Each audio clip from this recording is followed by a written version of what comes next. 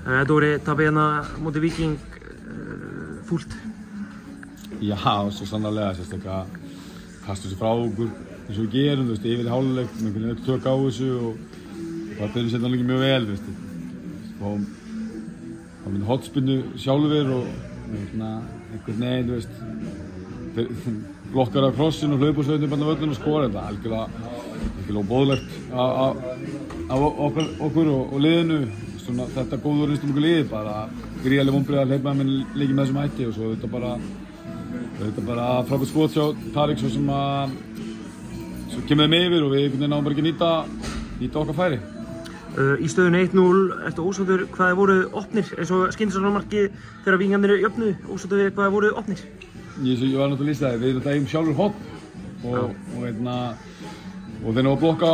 við tökum það stutt og ætlum að krossa djúpt og þeir ná að blokka krossin og við erum bara lengi að hlaupa tilbaka en við erum ekki að opna en gengur að gerast í hornum, við erum bara, þeir eru með alla niðri og við erum með 2 tilbaka, þannig að það var sannlega nóg, þannig að nei, ekki opnir en þetta var hrikalega lélegt. Hvernig horfir á þetta eftir að Víkingur kemst inn í 2-1? Þeir reyndu að ná jöfnunarmarkið, tókst ekki? Já, fengum mjög góð færi, Dolli færi algjör döðafæri og Kitty Stendos og einhver skotfæri Gauti og Dolli og bara kannski, þú veist, saga sumarsins, við bara eigum við bastið með að koma boltanum við línuna og þessum leik fengum við fleiri opin færi en ofta áður en það er bara í enda snýstum að skora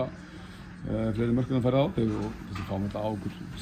mark sem er bara aftur bara óboðlegt sem kemur með minni leikin og það eru mestu vonbrigðin. Evrópusæti, það er svona úr ykkar höndum, hvernig svona vongaður að gefa ykkur greið á morgun og vinni Stjörnuna?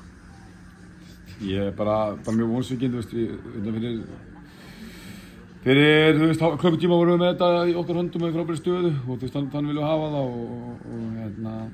þú veist, þetta er úr okkar höndum, þú veist, þá er það bara þannig og þessi leikur morgun fer bara einhvern veginn og þú veist, við getum ekki verið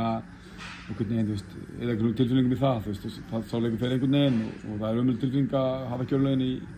eigin höndum, svo bara tökum við því þegar það kemur hvað var undir í Garðabænum í síðustu umferð.